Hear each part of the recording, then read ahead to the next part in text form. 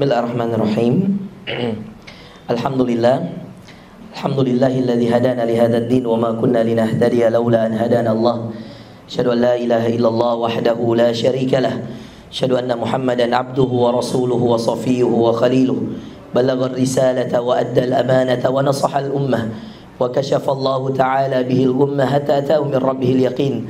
Salawatu rabbina wa salamuhu alaihi wa ala alihi wa azwajihi wa ashabihi wa man tabi'ahum bi ihsanin ila yaumiddin, amma ba'd. Bapak Ibu sekalian yang dimuliakan Allah, terkhusus sahibul bait, guru kita semua Prof. Sahrul hafizahullah taala, dan seluruh keluarganya yang hari ini Masya Allah memberikan hidangan buka puasa pada kita semua, bersedia menggunakan rumahnya.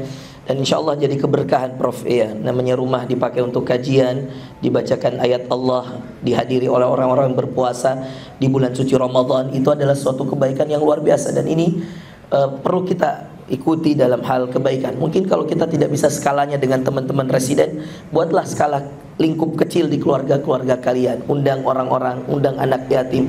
Karena ingat saudara sekalian, di Ramadan ini semuanya berkah, semuanya dilipat gandakan Allah. Hal sederhana, Anda ambil anak-anak tukang becak dekat-dekat kompleks, kumpulkan 10 orang, belikan nasi dos. Mungkin hanya dengan modal 500.000 Anda beri makan 10 orang.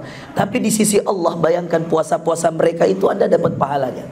Dan bayangkan kalau mereka berdoa, bayangkan kalau yang diundang penghafal Quran, bayangkan Masya Allah kita memberikan pahala, kita memberikan makanan dan kita dapat pahala puasanya. Kata Rasulullah SAW, man fattara sha'iman, siapa yang memberi makan orang yang puasa, maka baginya pahala semua yang puasa. Jadi kalau misal yang beri makan itu memberi makan untuk 100 anak yatim, maka semua anak yatim yang 100 ini pahalanya dikirim ke yang kasih makan.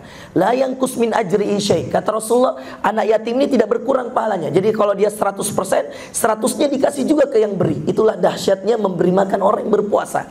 Apalagi subhanallah yang dikasih makan ustadz ya. Saya merasa juga Masya Allah diambil pahala aku ini yang kasih makan saya ya. Dan ini luar biasa Bapak Ibu sekalian. Kita yang puasa tapi yang kasih makan dapat pahala persis. Belum kalau saya puasa saya ngaji, belum kalau saya puasa saya dakwah. Kemudian di ujung hari saya buka puasa di rumah Prof. Sahrul. Menang banyak Prof. Sahrul hari ini. Iya. Karena subhanallah saya dapat makanan dari Prof. Sahrul. Saya duduk di Prof. Sahrul. Saya datang ke rumah Prof. Sahrul. Seharian saya ceramah dari habis sholat subuh tadi. Berapa kali saya ceramah? Subhanallah, pahalanya pahala puasa saya, kualitas ibadahnya. Mungkin kualitas ibadahnya ngaji saya sekian, dakwah saya sekian. Semuanya saya kasih kepada orang yang kasih makan saya. Bayangkan. Ya, anak yatim, anak penghafal Quran, dia hari-hari baca Quran, murajaah. Mungkin dokter-dokter tidak bisa baca 5 juz sehari, benar gak? Tapi subhanallah anak penghafal Quran, di ujung hari Anda undang dia makan. Semua pahala puasanya, beserta kualitas-kualitasnya, yang belum tentu Anda bisa dapat, Anda dapat. Makanya Rasulullah mengatakan, man fattara sha'iman, siapa yang beri makan orang puasa, baginya pahala orang yang puasa itu, la yanqus min ajri syai'. Maha adilnya Allah, pahala saya tidak berkurang.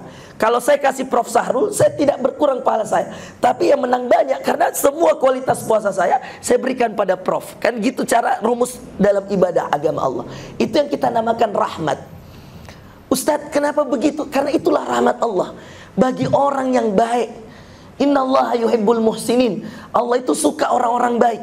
Maka yang berbuat baik tidak berkurang pahalanya, tapi yang menjadi fasilitas untuk orang dapat kebaikan juga dapat pahalanya. Jadi luar biasa. Dalam hadis yang lain Rasul mengatakan, man jahaza ghazian faqad ghaza.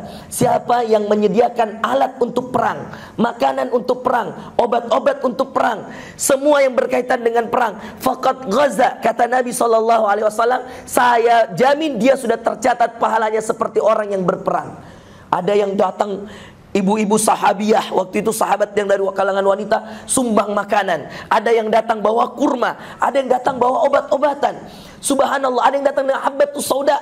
Ada subhanallah seorang yang sudah tua, tidak punya apa-apa, hanya punya besi di rumah. Dia katakan, saya sumbangkan besi-besi ini untuk dijadikan pedang-pedang. Subhanallah, dengan segala macam cara orang cari pahala. Kenapa? Rahmat. Ini dibilang rahmatnya Allah. Pak, kalau dalam dunia transaksi, mohon maaf, modern dalam segi duniawi, nggak ada orang mau kayak gitu. Kita capek-capek pahala hanya dengan mohon maaf, makanan satu kali makan malam yaitu buka puasa, kita kasih kualitas pahala kita, puasa kita pada orang yang memberi makan kita. Di mana Anda dapat kualitas transaksi seperti ini dalam dunia modern hari ini? Tidak ada Bapak Ibu sekalian. Tapi menurut Allah itu bisa. Menurut Allah, kalau kamu jadi fasilitas kebaikan, rahmat Allah luas. Allah bisa kali gandakan pahala kamu berkali-kali lipat. Dan itulah rahmatnya Allah di luar bulan Ramadan. Allah memberikan rahmat Bapak Ibu sekalian. Bagaimana di bulan Ramadan? Di luar bulan Ramadan Allah maha baik. Bagaimana di dalam bulan Ramadan? Maka saya heran Pak, kalau kemudian ada orang pelit di bulan Ramadan. Saya heran, karena aslinya orang nggak boleh pelit. Kalau di bulan Ramadan dia pelit, bagaimana di luar bulan Ramadan? Pelit beribadah, pelit beramal soleh, pelit berbagi, pelit bersedekah. Ini semua yang menjadi pencegah rahmat Allah turun. Rahmat Allah itu banyak Bapak Ibu sekalian. Ada yang bentuknya kesehatan, ada yang bentuknya harta, ada yang bentuknya anak soleh, ada yang bentuknya kenikmatan ibadah. Tiba-tiba entah kenapa Ramadan kali ini setiap kali tarawih kita mudah menangis. Setiap kali baca Quran kita mau nambah terus. Alhamdulillah Ramadan kali ini baru 10 Ramadan kita sudah sampai 20 juz. Itu kenikmatan ibadah. Kalau Allah tidak titipkan kenikmatan itu dalam bentuk rahmatnya ke dalam hati kita, maka kita tidak akan pernah mengaji. Kita tidak akan pernah tarawih. Karena selalu akan ada kesibukan yang menghalangi seseorang dari amal saleh. Maka betullah kata Allah dalam Al-Quran, kalau engkau berbuat kebaikan, in ahsantum li anfusikum, dalam surah Al-Isra, in ahsantum li anfusikum wa in asatum falaha. Kalau kamu berbuat kebaikan, kebaikan itu datang dari Allah atas izin Allah untuk dirimu dan kembali kepadamu juga. Wa in asatum falaha. Kalau kamu berbuat keburukan, kalau kamu malas ibadah, itu berarti Allah cabut rahmat ibadah dalam dirimu. Allah cabut rahmat semangat beramal dalam dirimu. Bapak Ibu sekalian yang dimuliakan Allah, maka itulah kerugian. Engkau yang akan dapatkan sendiri hasil dari malas beribadahmu. Engkau yang akan dapatkan sendiri hasil dari pelitnya dirimu. Karena ketika engkau berbuat baik kembali pada dirimu, ketika engkau berbuat buruk kembali pada dirimu. Tapi ingat kata Allah juga dalam ayat yang lain, segala kebaikan faminallah, itu datang dari Allah. Dan segala keburukan famin anfusikum, kata Allah dalam Al-Quran, datang dari diri kalian. Kalau kita malas ngaji, sholat subuh sering telat, bahkan gak sholat, na'udzubillah, itu berarti dari dalam diri kita loh teman-teman. Allah gak salah di situ. Tapi kalau kita Masya Allah bisa ngaji, bisa bersedekah, bisa beri makan orang puasa, bisa kemudian beramal soleh, bisa tetap mengajar, kalau ustadz bisa tetap berdakwah, kalau dokter bisa tetap mengobati, bisa tetap operasi, itu datang kebaikannya dari Allah Azza wa Jalla. Semua yang dititipkan kebaikan, Bapak Ibu sekalian perhatikan, itu semuanya datang dari Allah dan kembali pada kita. Tapi semua dari bentuk keburukan datang dari kita. Makanya ada zikir pagi petangnya Nabi yang mungkin perlu Bapak Ibu sekalian ikuti saya dan kita hafalkan. Ini cara Nabi untuk berdoa agar jangan dirinya yang diikuti, agar yang diikuti itu jangan hawa nafsu, keinginan. Karena manusia itu kalau mengikuti keinginannya susah untuk sampai pada level menikmati ibadah. Karena selalu mohon maaf, capek, segini mau dulu. Tapi kalau Allah sudah izinkan dia menikmati ibadah, dia akan mohon maaf ya, ketagihan. Seperti hobi itu ibadah. Ya, mungkin yang hobinya main bola, main futsal, kalau nggak main bola kayaknya ada yang kurang. Misal ada yang hobi apalagi, apapun hobi-hobi manusia, membaca, kalau dia nggak baca ada yang kurang. Kalau dia nggak berenang ada yang kurang, misalnya kalau dia nggak naik sepeda mungkin ada yang kurang. Itu hobi kan? Coba bagaimana kalau kita minta sama Allah agar hobi itu diletakkan pada sesuatu yang bentuknya ibadah. Itu datang dari Allah, itu nggak instan. Nggak ada orang bisa langsung ngaji terus, nggak ada Bapak Ibu sekalian. Dia harus minta sama Allah agar Allah berikan kemudahan padanya untuk bisa nikmati ibadah. Nanti kalau dia sudah nikmati hobinya dalam bentuk ibadah ini, dia ketagihan Bapak Ibu sekalian. Kalau dia nggak bangun tahajud dia nangis. Ya Allah, kenapa saya nggak bangun tahajud? Padahal rutinitas setiap malam dia bangun jam 2. Sekali malam dia tidak bangun jam 2, pasti dia sedih. Karena sudah jadi hobi Bapak Ibu sekalian, sudah jadi ketagihan. Saya kalau sebulan sekali nggak main bola Bapak Ibu sekalian, saya pasti ada yang kurang. Nih ya.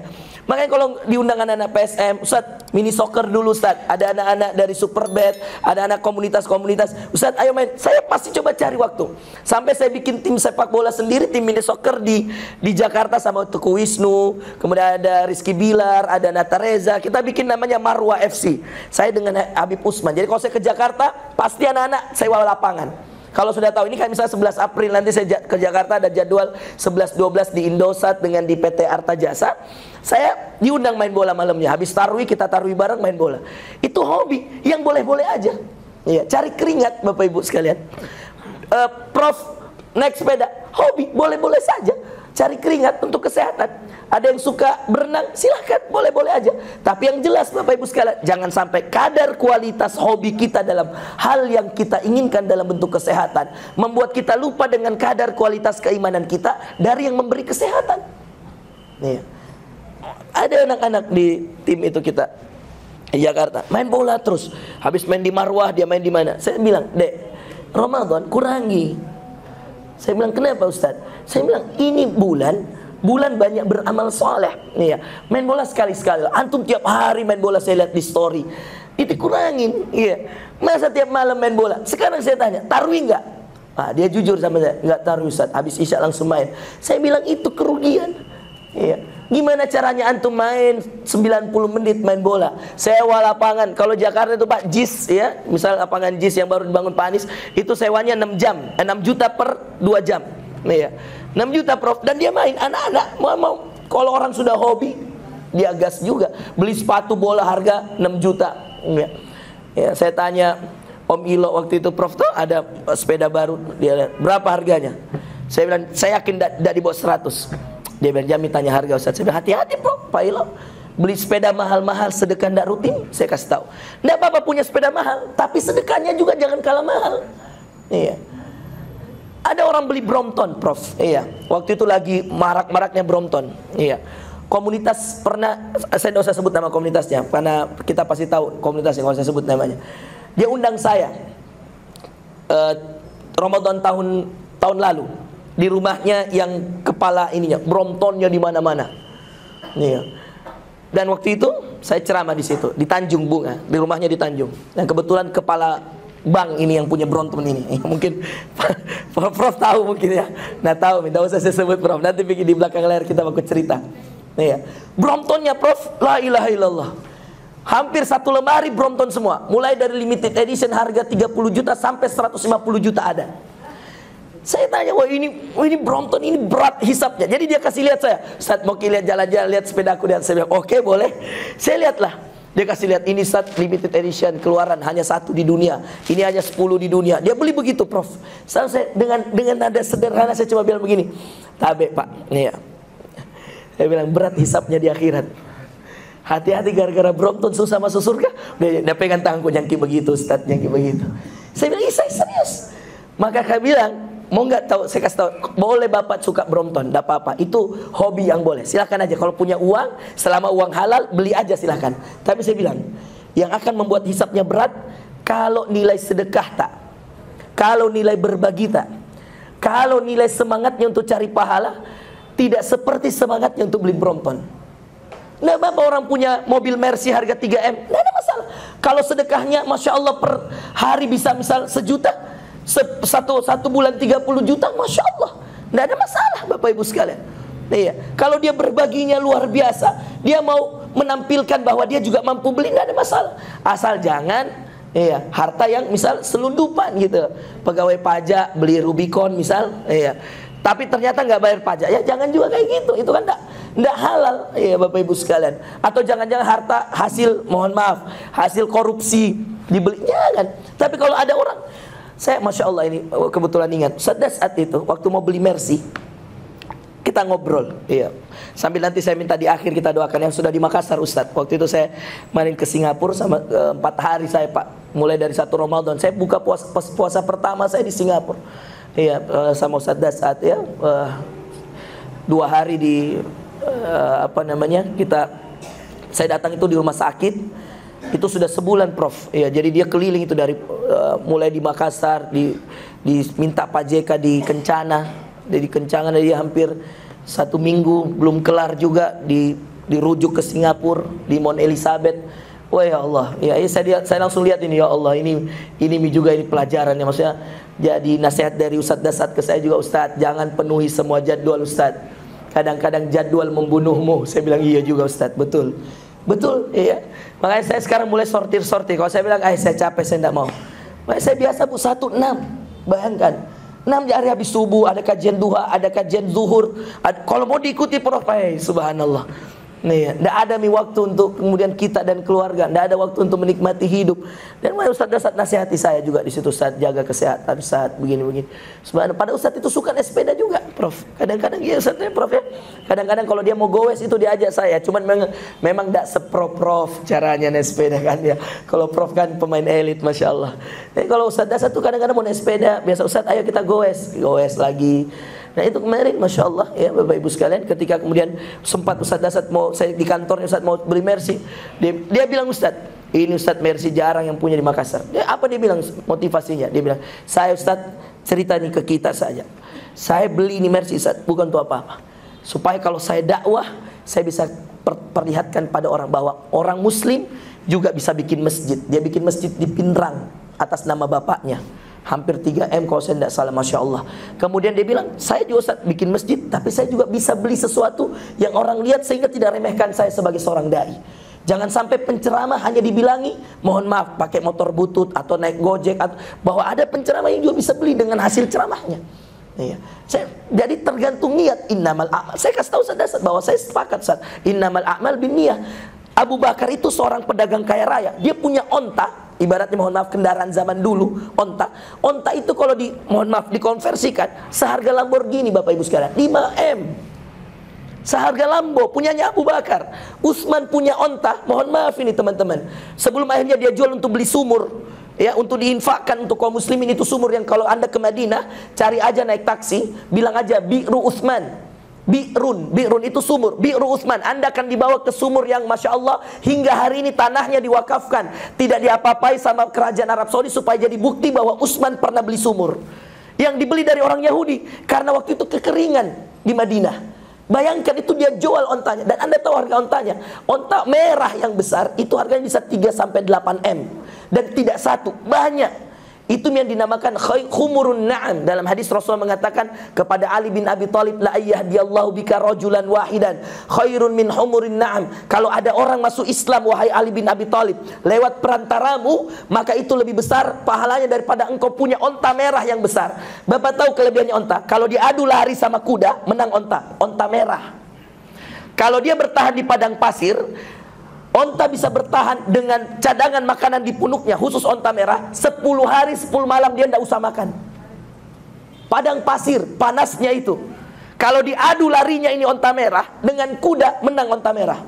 Coba kita cek nanti di YouTube, humurun na'am, atau ketik saja onta merah. Maka banyak ayat Quran mengatakan tentang onta. Afala yanzuruna ilal ibil. Tidakkah mereka melihat onta? Kaifa khuliqat, bagaimana onta diciptakan? Iya. Subhanallah, ini onta merah yang besar Bapak Ibu sekalian, dimiliki oleh orang-orang terdahulu. Abu Bakar itu pedagang kaya raya. Boleh nggak dia pakai jubah yang baik? Boleh. Boleh nggak dia punya kendaraan yang bagus? Boleh. Abdurrahman bin Auf kaya raya Bapak Ibu sekalian. Hektaran tanahnya, kebunnya di Mekah sebelum dia tinggalkan untuk hijrah menemani Rasulullah ke Madinah. Sampai ketika dia tinggalkan, dan Masya Allah Pak, kalau sekarang mohon maaf Prof Sahrul mungkin nanti jadi dirjen kah atau apa, kata pindah ke Jakarta misal, iya. Kayak waktu itu ya Prof Kadir kan waktu itu, ya, dari Unhas pindah ke Darmais jadi dirjen. Subhanallah, Prof Kadir jadi punya rumah di sana, rumahnya di Baruga. Kan saya tetanggaan saya Prof dengan Prof Kadir, dia punya rumah di Baruga di belakang di Kayu Agung. Kebetulan tetangga saya sekarang yang tinggali kemenakannya Pak Muslim. Itu Masya Allah, kalau kita pindah ke Jakarta, rumah kan aman, ada sertifikatnya. Mobil aman, ada BPKB-nya. Iya. Bayangkan Abdurrahman bin Auf diajak hijrah, rumah, tanah, kebun, onta, ternak ditinggal. Mekah Madinah itu perjalanan berhari-hari. Jalan kaki, kalau naik bus 5 jam. Kalau jalan kaki berhari-hari baru sampai Madinah. Bayangkan ini imannya seseorang yang percaya sama Allah.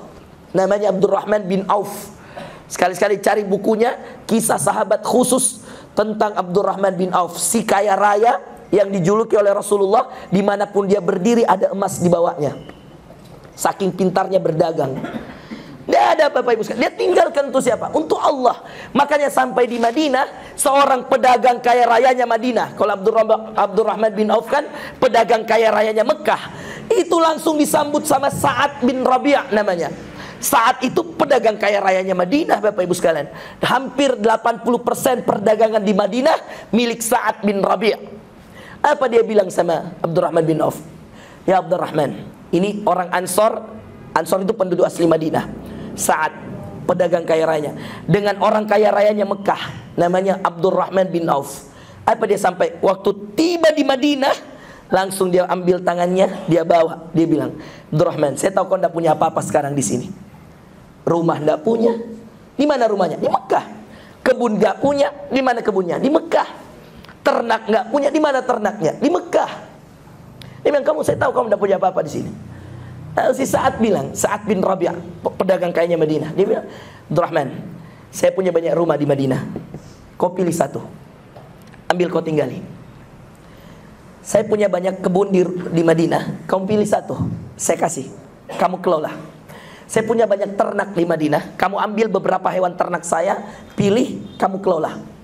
Saya kasih, tidak usah bayar, saya kasih. Ini karena saat merasa Masya Allah bahagia ada orang yang mau meninggalkan hartanya, ikut Rasulullah hijrah dari Mekah ke Madinah.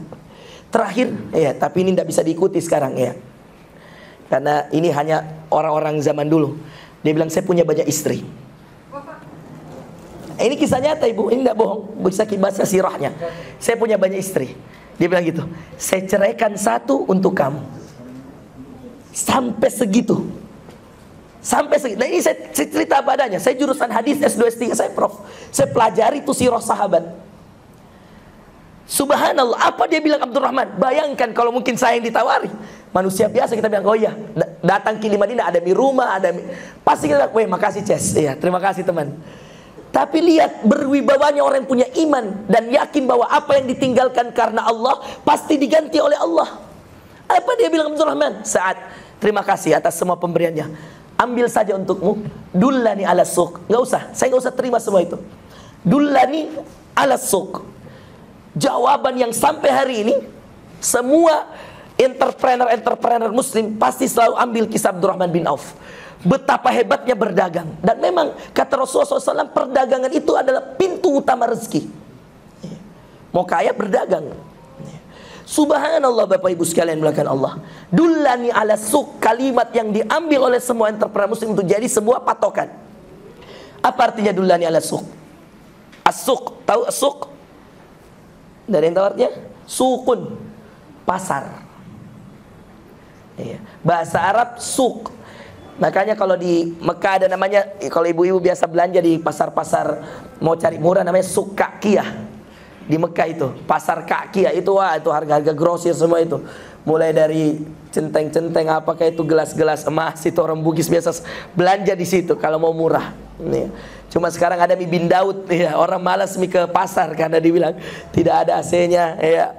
Dan mungkin lebih susah tawar menawar, ya. Selamat datang Pak, Masya Allah. Nah, apa dibilang Abdurrahman bin Auf? Dullani ala suq. Ya. Apa suq itu yang dimaksud? Pasar. Karena Abdurrahman bin Auf ingin menunjukkan bahwa sebagai seorang manusia kita bisa berusaha, kita berlandaskan rahmat Allah. Apa yang dicari oleh Abdurrahman dengan minta tunjukkan pasar? Kenapa dia tidak mau terima rumah, tidak mau terima ternak? Kenapa dia tidak mau terima kebun? Kenapa Bapak Ibu sekalian? Karena dia punya harga diri dan keyakinan bahwa subhanallah, apa yang dia tinggalkan karena Allah pasti diganti oleh Allah dengan rahmatnya. Maka sebagai seorang muslim Bapak Ibu sekalian, ketika Anda di bulan Ramadan Anda meninggalkan, mohon maaf, senda gurau, meninggalkan dulu sejenak ini di bulan Ramadan untuk target mengaji. Mungkin Anda tinggalkan nonton TV, Anda tinggalkan main games, Anda tinggalkan nonton drama Korea nih kalau ibu-ibu nih, ya, nonton sinetron. Anda tinggalkan untuk apa? Untuk mengaji. Sekarang saya tanya, waktu yang tadinya Anda bisa bersenang-senang untuk hal-hal yang seperti itu, Anda ganti dengan mengaji. Berarti Anda meluangkan waktu untuk siapa? Untuk Allah. Maka masa Allah, tidak mungkin Allah tidak mengganti waktu yang kamu tadinya pakai untuk sesuatu kesenangan dunia, kamu ganti jadi kesenangan akhirat, menjadi perjuangan akhirat lewat mengaji, sholat malam. Enaknya itu tidur malam-malam Bapak Ibu sekalian, apalagi sudah tarwih, sudah witir capek, tapi Anda bangun jam 2 karena Anda tahu ada Allah di langit yang kemudian di sepertiga malam terakhir turun dari arsy-Nya ke langit dunia, bertanya siapa yang berdoa, saya jawab. Anda bangun jam 2, emang gampang bangun jam 2? Gak gampang Bapak Ibu sekalian. Emang enak bangun jam 2, enak-enaknya tidur kita bangun. Tapi kita tahu, apalagi nanti 10 terakhir ada Lailatul Qadar. Kita tahu ada satu malam yang lebih baik dari 1000 bulan. Enakan mana, sholat apa tidur? Tidak munafik, enak tidur. Enak mana, ngaji atau makan? Enak makan. Tapi kalau ada orang yang tahu ibadah puasa, dia tinggalkan makan untuk mengharap ridho Allah. Maka makanan tuh kayak hilang aja, nggak makan tuh kayak biasa aja Pak. Iya, nggak kepikiran lapar, bisa aja. Saya nggak puasa, udah terbiasa puasa sunnah, tetap aja ceramah. Mau saya puasa Senin, puasa Kamis, misal Ayyamul Bid, saya tetap ceramah. Bukan berarti ketika kemudian saya puasa lalu saya mengatakan, mohon maaf Pak, saya lagi puasa jadi nggak bisa ceramah. Mungkin Prof Sahrul puasa Senin, tetap aja masuk ngajar. Mungkin dokter-dokter juga demikian, puasa Kamis, tetap aja ngajar. Ramadan kayak gini, gimana? Ramadan libur atau ngajar dok? Tetap ngajar. Nah mungkin dengan alasan mohon maaf bulan Ramadan saya nggak ngajar dulu karena saya capek, nggak bisa. Tapi jadikan yang kita tinggalkan itu semata-mata mengharap balasan dari Allah, karena balasannya akan dahsyat. Lihat tadi Abdurrahman bin Auf, apa dia bilang? Nggak usah rumah, nggak usah kebun, nggak usah istrimu, semuanya nggak usah. Dia bilang dullani ala suq, izinkan saya ke pasar. Betul Bapak Ibu sekalian, dia ajak ke pasar. Apa yang dia lakukan? Lihat rahmat Allah Pak. Kalau kita meluangkan waktu untuk Allah, kalau kita berkorban untuk Allah, kalau kita bersedekah untuk Allah, bangun malam untuk Allah, ngaji untuk Allah, lihat apa yang dilakukan Allah kepada kita berkali-kali lipat. Lihat ayatnya dalam surah Ar-Rahman. Mungkin pada tahu ya ayatnya Ar-Rahman. Hal jazaa'ul ihsani illal ihsan. فَبِأَيِّ آلَاءِ رَبِّكُمَا تُكَذِّبَانِ. Lihat ini ayat Bapak Ibu sekalian. Apa kata Allah? Kalau orang mau berkorban untuk Allah, mau meluangkan waktu untuk Allah, mau beramal soleh untuk Allah, mau berbagi, bersedekah untuk Allah, maka Allah akan curahkan rahmatnya. Allah mengatakan dalam Ar-Rahman, hal jazaa'ul ihsani illal ihsan. Apakah ada kebaikan yang kamu lakukan wahai manusia, kecuali saya sudah siapkan kebaikan yang akan saya balas kepada kamu. Belum kita beramal Bapak Ibu sekalian, baru kita niat dari rumah. Saya niat ini, saya mau ke rumahnya Prof, silaturahim.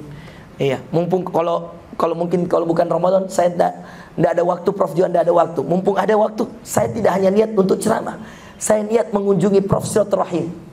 Saya berniat untuk berbagi ilmu. Maka saya bilang dari jauh dari Baruga ini saya datang Bapak Ibu sekalian. Saya mengatakan banyak amal soleh yang akan saya datangi di rumahnya Prof. Kita lewati macet, kita lewati semuanya, kita sampai di sini. Kalau kita tidak cari rahmat Allah, kita hanya dapat makanan, pulang gak dapat pahala. Tapi kalau kita cari rahmat Allah Bapak Ibu sekalian, Masya Allah, setiap langkah kita dihitung kebaikan. Langkah yang selanjutnya dihapus dosa-dosa. Itu berkah silaturahim, berkah mengunjungi saudara. Apalagi ini kalau residen guru kalian ya, itu pahalanya besar ya. Di sisi Allah bukan hanya tentang buka puasa yang kemudian kita datang makan jadi pahala, silaturahimnya itu pahala Bapak Ibu sekalian. Maka saya Masya Allah ya termasuk Masya Allah ya, jadi langganan dokter-dokter ya. Saya sama ortopedi Prof di Klaro tanggal 7, sama bedah tanggal berapa, ada di sini semua ya, langganan, pokoknya langganan dokter-dokter ini juga saya. Jadi saya selalu katakan sama dokter, saya bilang begini, dok tabe, ini mohon maaf, terlepas dari saya ustadz, kita dokter, sama-sama jika mengobati. Kita mengobati fisik, saya mengobati hatinya orang ya. Sama-sama kita mengobati profesi seperti ini. Tapi mohon maaf Prof, saya bilang, mohon maaf dok, saya bilang, ada waktu-waktu yang kita harus kembali, coba bikin sesuatu yang kita ingat Allah. Iya ustadz, saya bilang itu objin sudah rutin tiap bulan. Saya kasih tahu, objin kita sudah rutin belum? Belum Ustaz, ini semua guru-guru besar susah. Saya bilang, Prof, mulai saja, pasti diikuti. Asar rutin, saya bilang, asar rutin. Dan objin juga ya, sebulan sekali jangan sampai lewat ya. Tiap bulan harus ada ya. bulan lalu Ustadz Harsha ya, siapa yang tahu bulan lalu itu? Ada saya lihat itu pamfletnya Objin. Siapa? Harsha ya, Harsha Bahtiar. Siapa? Askar Yaman. Itu teman saya tuh, dokter juga itu beliau, bidang pendidikan, Dr. Askar Yaman. Nah, begitu seterusnya Bapak Ibu sekalian. Nggak harus saya Bapak Ibu sekalian. Mungkin kalau jadwalku susah, ya Ustadz yang penting rutinnya. Iya. Tapi insya Allah kalau diminta dan ada di kosong, insya Allah saya carikan. Iya. Dan subhanallah Bapak Ibu sekalian, itu jadi baik. Saya tanya secara pribadi Bapak Ibu sekalian, seorang dokter juga manusia, butuh hal-hal yang menguatkan dia supaya dia semangat beramal soleh. Karena kalau dokter, mohon maaf, tidak dekat dengan Allah, banyak kezoliman bisa dia lakukan. Banyak sekali. Iya. Orang tidak perlu operasi, dia bilang operasi supaya cari uang. Orang tidak perlu obat ini, dia kasih resep sembarangan supaya dapat uang. Macam-macam caranya Bapak Ibu sekalian. Iya. Begitu juga dengan semua profesi. Iya. Namanya kezoliman itu di mana-mana. Kecuali yang mengikat kita apa? Adalah kesadaran kita bahwa kita selalu diawasi oleh Allah. Itulah kenapa penting. Mohon maaf, Ustadz, apakah Ustadz sudah PhD seperti ini? Apa Ustadz tidak? Waduh, mohon maaf, saya tidak perlu sebenarnya mengungkapkan ya. Saya Prof masih ikut kalau ada seminar-seminar internasionalnya Syekh. Saya ikuti Telegram hanya untuk dapatkan tiap hari ceramahnya Syekh saya. Ya. Saya ikuti Instagramnya, saya ikuti YouTube-nya. Kadang-kadang saya tidak tahu kodong bagaimana main YouTube. Maka saya ambil nomor adminnya waktu saya kemarin selesai PhD November. Sebelum saya pulang, saya minta semua file-filenya, Dok. Saya taruh di HP saya. Ini kenapa 2 HP saya? Bukan gaya-gaya. Satu tidak pernah saya pakai nih, kecuali dengar ceramahnya Syekh, dengar tambahan ilmu dari Syekh. Nah, yang ini saja nomor saya Bapak Ibu sekalian. Ini hanya untuk itu, untuk ngaji. Kalau saya kemudian mau ngaji, saya sengaja pakai HP ini. Kenapa Bapak Ibu sekalian? Ini masih terbuka aplikasinya. Kenapa? Karena kalau saya di sini WA masuk, notifikasi masuk, saya terganggu. Mau bawa Quran tiap hari juga bahaya kalau saya lupa Qurannya atau saya masuk toilet. Nauzubillah. Maka Quran saya taruh di mobil, saya taruh di kantor. Untuk sehari-hari kalau saya jalan-jalan murojaah, saya pakai handphone. Iya. Supaya tidak terganggu Bapak Ibu sekalian. Saya gunakan ini handphone untuk dengarkan ilmu. Karena saya pun garing Bu. Saya pun merasa kering kalau saya sehari tidak dengar ceramah. Tentu berbahasa Arab ya. Ceramah berbahasa Arab. Saya dengarkan YouTube-nya Syekh, saya dengarkan, saya subscribe, saya ikuti Telegram. Itu bagian daripada saya ngecas diri Bapak Ibu sekalian. Ibarat orang Pak, handphone dipakai terus buat kebaikan. Kita butuh dicas ya. Handphone aja, saya aja udah lowbat ini, harus dicas. Ada power banknya. Nah, begitu juga kan dengan Prof Sahrul, dengan dokter-dokter, prof-prof yang lain. Bapak Ibu kan manusia, ada masalah rumah tangga. Masa hari-hari ngurusi residen? Pasti bosan lihat residen. Ya. Tiap hari ini lagi datang ini. Kita sadar diri bahwa kita butuh Allah. Kita juga ada permasalahan rumah tangga. Kita juga ada hajat-hajat rumah tangga. Kita juga ada hajat-hajat pribadi yang kita butuh ketenangan dengan Allah. Coba, manusiawi. Umar bin Khattab sudah jadi panglima, sudah jadi Amirul Mukminin, sudah jadi pemimpin negara yang melanjutkan Abu Bakar setelah wafatnya Abu Bakar dan sebelumnya Rasulullah. Apa dia katakan Umar? Tidak semestinya semua urusan saya kalian tahu, dan tidak semestinya semua urusan kalian saya tahu. Karena saya harus punya waktu dengan Allah. Coba kita punya harus waktu dengan Allah, teman-teman. Yang kita berduaan kejar rahmat Allah. Saya mau jadi ustadz, berapa tahun sih saya? Dia nasihati kepada Ustadz Dasat itu, dia pegang saya, Masya Allah. Terus saya menangis Pak melihat keadaannya. Ya, tapi mohon doa tak juga, insya Allah semakin baiklah semakin hari. Kemarin saya ceramah di Baitul Iman, di kompleksnya Pak Ilo, Prof datang Kikodong, duduk meskipun dia sholat duduk. Ya, soalnya nasihati saya, Ustadz, ya jaga kesehatan Ustadz, jaga kesehatan, mumpung masih muda Ustadz. Saya itu sekitar 15 tahun di atas saya kalau saya tidak salah usianya. Ya, Masya Allah, ya, dinasihati saya, Ustadz, jaga kesehatan tak, si muda ki sudah PhD, jaga baik-baik ilmu tak, tetap belajar Ustadz, kejar profesor, dia suruh daftar di UNAS. Ya, saya bilang daftar di UNAS Ustadz, saya bilang ada jurusan agamanya UNAS Ustadz. Dia bilang enggak apa-apa, ya masukin di bahasa Arab atau di mana. Bilang iya Ustadz, iya. Dia cerita lagi banyak, Masya Allah Ustadz Dasat. Bahkan dia nasihati Ustadz, hati-hati kalau upload media sosial, tidak semua harus diupload dengan orang-orang tertentu. Mungkin ada yang di blacklist sama pemerintah, ada, kita tidak tahu. Nasihat dari senior ke junior, ya. Subhanallah, sambil saya menetes air mata itu dalam hati, ya Allah, Ustaz Dasat perhatian sekali sama saya. Subhanallah, iya. Masya Allah. Dan itulah Bapak Ibu sekalian, ujian orang beda-beda. Iya. Ustaz Dasat tidak pernah nyangka dia sakit, Allah kasih sakit. Memang wajar, Nabi saja dikasih sakit. Rasulullah sakit, Ayub alaihissalam sakit. Iya. Kemudian banyak para nabi uji, ada yang diuji anak, belum punya anak. Sudah pernah kita bahas juga, Nabi Zakaria, Nabi Ibrahim. Ada yang diuji harta, miskin. Ada yang diuji mau dibunuh, Nabi Musa. Masya Allah, banyak ujiannya para nabi. Dan begitulah rumus sunnatullah, asyaddun nasi balaan al-anbiya. Orang yang paling banyak ujiannya itu para nabi. Tsumma salihina min ba'dihim, lalu orang-orang soleh setelahnya, lalu orang-orang soleh setelahnya. Makanya hidup Bapak Ibu sekalian perlu ada prioritas untuk Allah. Perlu hidup ada prioritas untuk kita berduaan dengan Allah. Kita kejar rahmat Allah. Mari Bapak Ibu sekalian, saya terakhir mengajak di penghujung ceramah saya, kejar rahmat Allah. Banyak rahmat Allah. Apa cara terbaik untuk mengejar rahmat Allah? Beramal saleh. Semua amal saleh mendatangkan rahmat Allah. Dan semua dosa, saya ulangi, semua dosa menghalangi rahmatnya Allah. Dan rahmatnya Allah itu luas Bapak Ibu. Yang saya kasih tahu tadi, rahmat Allah tidak hanya bentuk uang, tapi bisa bentuk kesehatan. Rahmat Allah bisa bentuk rumah tangga yang baik, istri soleha, suami yang soleh, anak yang soleh-soleha. Kemudian dimudahkan kita beribadah, dimudahkan kita untuk haji, dimudahkan untuk umroh, dimudahkan untuk banyak hal. Itu semua adalah bagian daripada rahmat Allah kepada kita. Maka cara mendapatkan rahmat Allah, banyak beramal soleh. Setiap amal soleh Allah sudah siapkan rahmatnya untuk kita. Karena ayatnya tadi dalam Ar-Rahman, hal jazaul ihsani illal ihsan. Adakah kebaikan yang kamu lakukan, wahai manusia, kecuali saya sudah menyiapkan rahmatku, kebaikanku untukmu.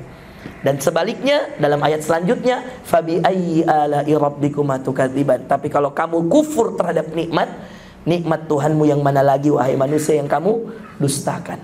Demikian ya Bapak Ibu sekalian ya. Kalau ada yang mau tanya jawab, saya sudah sisakan 5 menit ya, sampai jam 6 ini ada waktu. Setelah itu mungkin kita banyak berdoa Pak ya, karena sebaik-baik doa di puasa itu menjelang maghrib ya. Semakin dekat maghrib semakin mustajab doa. Dan kata Rasulullah SAW dalam sebuah hadis, Rasulullah SAW mengatakan bahwa sesungguhnya doanya orang yang berpuasa itu mustajab sampai mereka berbuka. Artinya ketika ada orang yang berdoa dalam keadaan puasa, semakin dekat waktu buka dia berdoa, semakin mustajab doanya. Maka nanti insya Allah kita izinkan ya, boleh kita adakan tanya jawab. Ini ada waktu sampai jam 6. Setelah itu kita berdoa insya Allah. Demikian kekurangan dari saya mohon maaf Bapak Ibu sekalian. Kebenaran datangnya dari Allah. Terima kasih sekali lagi Prof. Sahrul dan semua keluarga, teman-teman juga yang mengundang. Jazakumullah khairan. Assalamualaikum warahmatullahi wabarakatuh.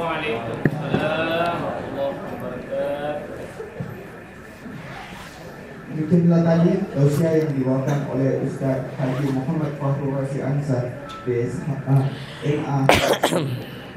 InsyaAllah bermanfaat untuk kita semua. Amin. Amin. Ya Rabbal Alamin. Acara selanjutnya adalah sesi tanya jawab pada guru-guru kami, teman sejawat Presiden. Apabila ada yang ingin bertanya, kami silahkan. Antum ambil footage ya, foto mana foto? Ada di sini. Tapi yang dari sini belum ada tanya. Ambil dari sini sama dari belakang juga. Kelihatan di kamera dong. Enggak apa-apa.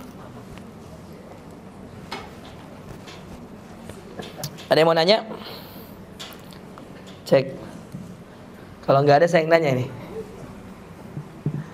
Itu video kemarin yang kita bikin tanya jawab. Siapa yang kemarin tanya itu masalah anak yang dititipkan di rahimnya, Prof.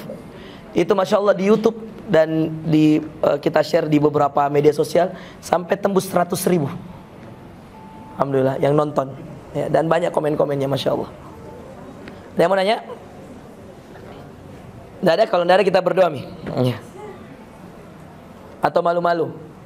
Saya mungkin Pak Ustaz. Boleh, silakan Pak. Mungkin Pak Ustaz ada mic. Ya.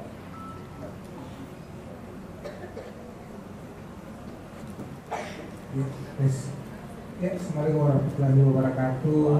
Assalamualaikum warahmatullahi wabarakatuh. Yang terhormat guru-guru kami, ada Prof. Jaya, ada Prof. Sahrul, dan guru-guru kami semua. Ini masih berhubungan karena saya tergelitik yang soal kemarin Pak Ustadz yang kita bilang yang tipe di rahim orang. Ya, wah itu sudah dijawab. Itulah. Nah, terus? Saya mau tanya lebih lanjut lagi, Pak Ustaz. Ya.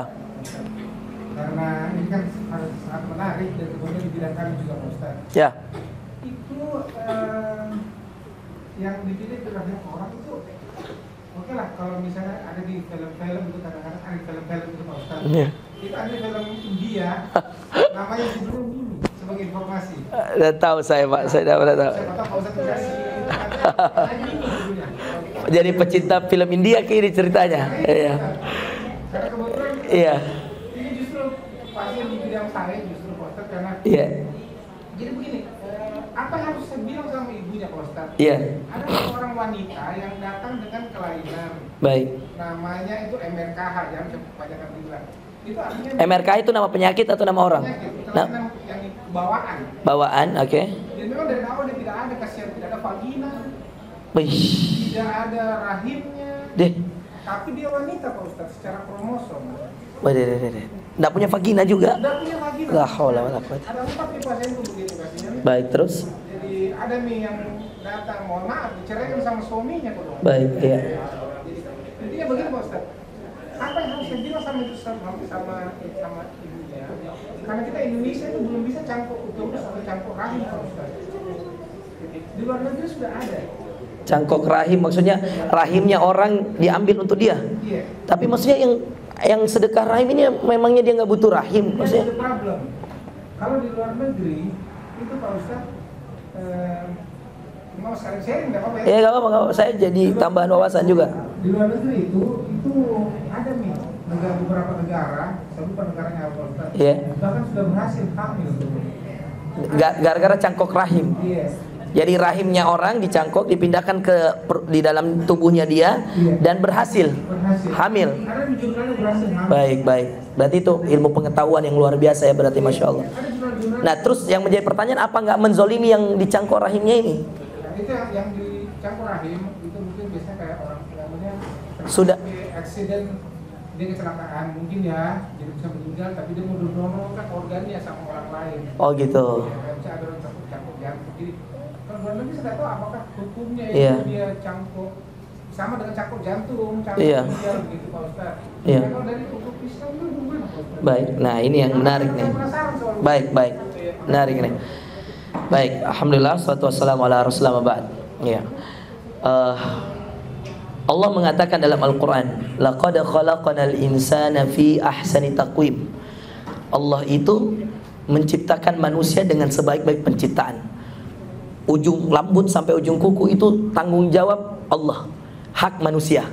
Karena Allah berjanji kami telah menciptakan manusia dengan sebaik-baik penciptaan.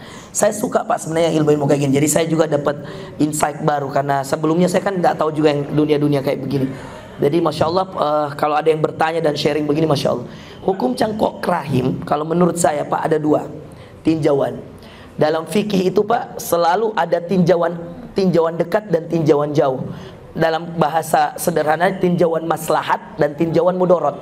Dalam sistem syariah, saya ulangi Bapak Ibu sekalian, dalam sistem syariah ada namanya al-maslahah, kepentingan atau kebermanfaatan. Ada namanya mudorot. Mudorot ini bahaya yang bisa ditimbulkan setelah itu. Maslahat dan mudorot ini dalam kajian fikih keislaman harus ditinjau dengan baik. Sekarang cangkok rahim, kalau kita ditanya hukum asal cangkok rahim, mohon maaf, ada hukum asal, ada hukum cabang. Hukum asal cangkok rahim haram, karena dia adalah hak setiap orang, hukum asalnya. Tapi dia bisa berpindah dari satu hukum ke hukum yang lain kalau ada keadaan. Contoh, hukum, saya sempat sampaikan di pertemuan waktu itu, di rumahnya Pogi waktu itu. Hukum makan cita.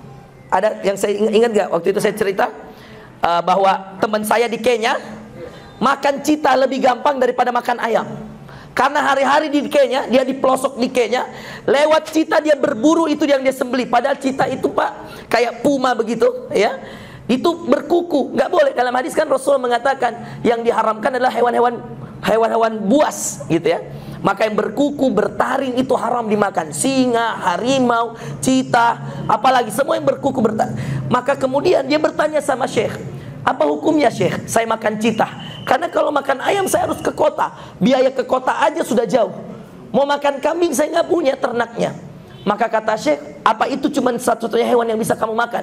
Iya. Apakah kamu sudah biasa makan citah? Di kami dari kecil sudah makan citah. Bahkan citah itu dibakar, digoreng, bayangkan. Maka kata Syekh, di tempatmu, khusus tempatnya dia, citah halal. Tapi di tempat yang lain kembali pada hukum dasar awal, bahwa semua hewan yang buas, bertaring, berkuku haram. Bisa dipahami? Oke. Sekarang hukum dasar cangkok rahim, cangkok jantung, cangkok paru-paru, cangkok apa saja haram hukum dasarnya. Iya. Oh, ini pertanyaan juga ini ya. Oke, boleh. Iya. Tutup nih dulu karena tidak fokus orang lihat saya. Iya. Insyaallah. Ya. Hukumnya apa cangkok rahim? Haram ibu dasarnya. Tapi kalau mungkin ada seorang ibu punya anak perempuan, ini mohon maaf ya dok ya, ini contoh aja, saya tidak tahu itu yang masalahnya kita punya klien gimana. Contoh ini ada seorang ibu, contoh aja ya. Ibu ini bilang, saya sudah tua, anaknya 4 misal. Salah satu anaknya perempuan dan yang lain 3 laki-laki. Dan anak perempuannya ini mohon maaf, mungkin tidak punya rahim. Dan dia tahu bahwa ibu ini sudah punya 4 anak. Maka sang ibu mengatakan pada dokter, ini contoh ya.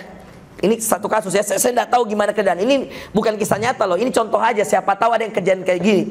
Ibu ini mengatakan pada pada seorang dokter, Prof, tolong cangkok rahim saya sudah tua, 1. Yang kedua, anak saya tidak punya rahim. Mungkin dalam clash ini, tinjauan hukum tambahan itu setelah hukum dasarnya dicek haram, bisa ada keadaan tertentu yang membuat jadi halal. Atau minimal mubah. Kalau tidak halal, mubah.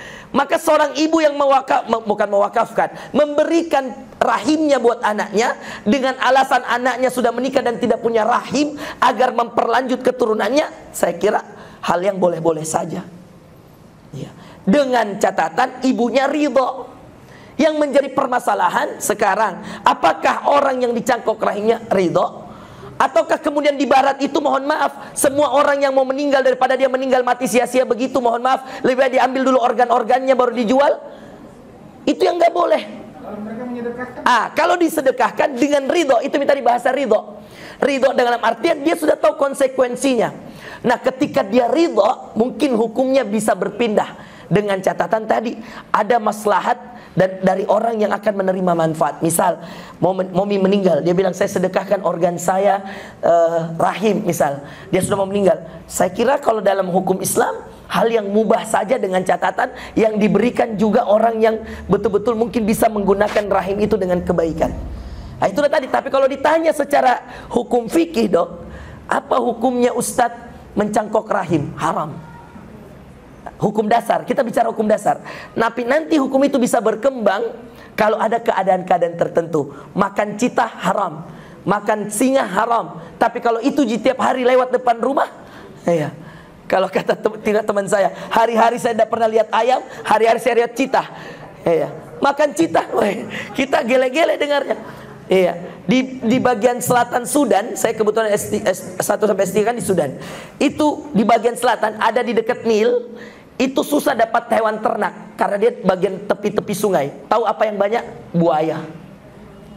Jadi pernah bertanya teman saya yang tinggal di bagian selatan Sudan, dia bilang, Syekh, kami tinggal di Nil Biru, nggak ada makanan hewan-hewan yang mudah didapat. Yang banyak nongol di permukaan buaya. Boleh nggak kami makan buaya? Padahal buaya itu Bapak Ibu sekalian bertaring. Nih, hukum dasarnya tidak boleh dimakan. Kita tahu dia panggang itu kulitnya, dia bakar itu daging-daging buaya, dan dia bilang dia tusuk pakai kayu-kayu kayak sate begitu, dan dia bilang enak banget itu buaya. Timsah namanya bahasa Arab, timsah. Wallahi ladzid, timsah ladzid, dia bilang begitu ke kita. Kita sudah gelek-gelek dengar bagaimana makan buaya. Dia bilang enak, ladzid itu enak, enak buaya enak. La ilaha illallah. Tapi begitulah orang Bapak Ibu sekalian. Nah, makanya kalau kita bertanya dalam Islam ada hukum dasar, ada hukum perkembangan dari hukum dasar itu lagi-lagi melihat pada keadaan dok. Iya. Jadi kalau saya secara pribadi hukum dasarnya haram. Kemudian kalau ada keadaan tertentu dengan aspek-aspek syarat yang dipenuhi, bahwa yang memberikan ridho yang menerima juga karena butuh, bukan karena bergaya dan seterusnya, maka insya Allah mudah-mudahan itu dimubahkan, dan ya kita berharap ya tidak sampai jatuh pada dosa gitu ya. Karena setiap ciptaan Allah itu diberikan kepada pemiliknya masing-masing dan akan dikembalikan. Ustadz, boleh nggak secara sepihak tanpa minta izin orangnya, misalkan saya ambil saja organnya baru saya tidak ditahu orangnya, kita ambil, haram kalau nggak minta izin orangnya. Misalnya dia sudah meninggal, Ustadz boleh nggak mengambil organ orang yang sudah meninggal supaya daripada dia mati sia-sia organnya kita ambil? Haram. Kalau sudah meninggal haram. Tapi kalau masih hidup dok, boleh, dengan catatan dia yang ridho. Saya sedekahkan rahim saya, itu boleh. Tapi kalau dia meninggal baru kita ambil, baru kita kubur dia dalam keadaan dia tidak punya rahim, kita ambil rahimnya, haram. Asalkan yang punya ridho boleh. Karena tidak harus meminta izin apa? Kalau meninggal nggak bisa. Kalaupun diizinkan oleh keluarganya haram. Karena dia harus dikembalikan kepada Allah sesuai bagaimana Allah mendatangkan itu kepadanya. Iya. Jadi tidak boleh orang meninggal itu dicangkok-cangkok kanan kirinya seperti yang mungkin mohon maaf dilakukan di barat. Ya, kalau kemudian dia sudah meninggal itu hukumnya haram karena tidak boleh mengganggu-ganggu mayat yang sudah meninggal, Bapak Ibu sekalian. Kecuali masih hidup dan dia izinkan untuk diambil organnya demi maslahat orang lain atau keluarganya atau anaknya. Saya kira itu, ya, Bapak Ibu. Ya, menarik. Makin banyak nih pertanyaan.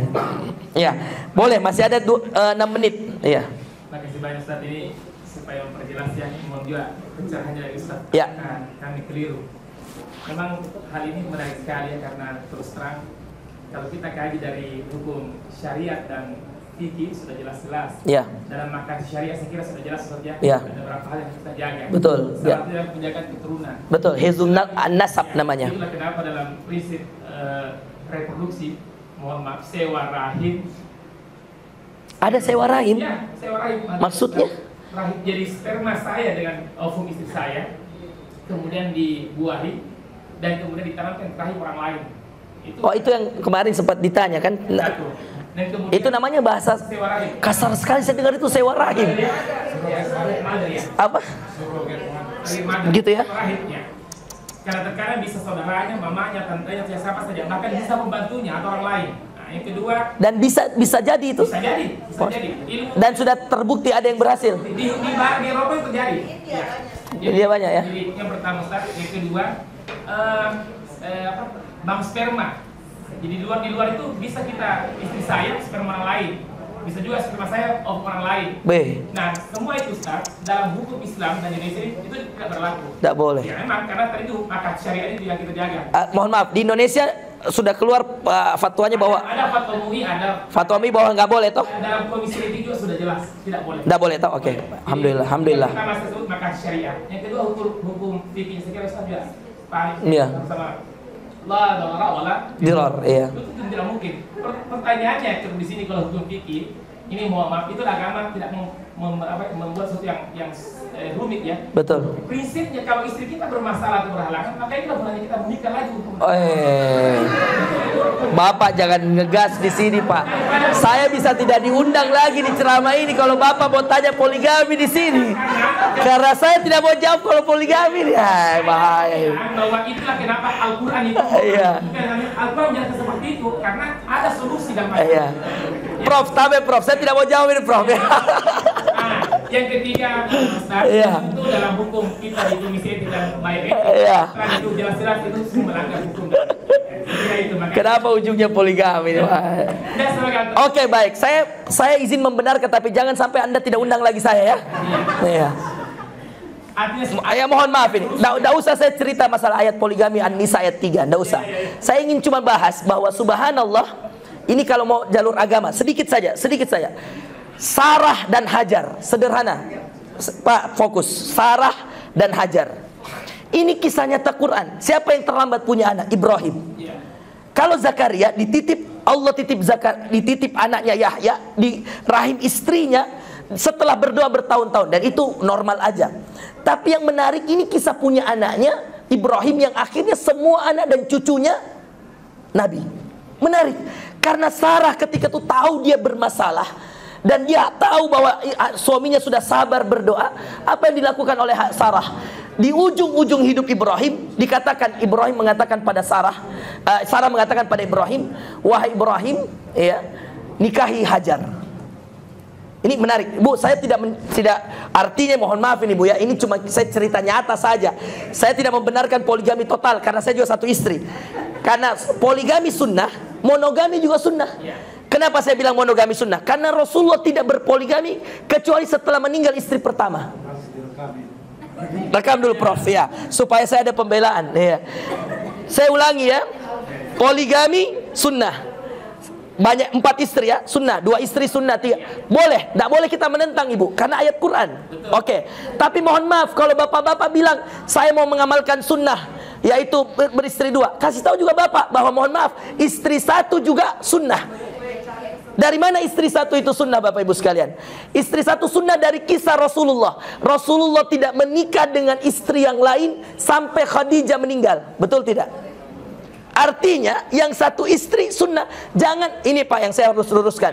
Saya tidak terima kalau ada orang bilang begini. Ya, ada pernah orang 2 istri yang bilang begini, Ustadz belum pakai sunnah kita karena masih 1 istri.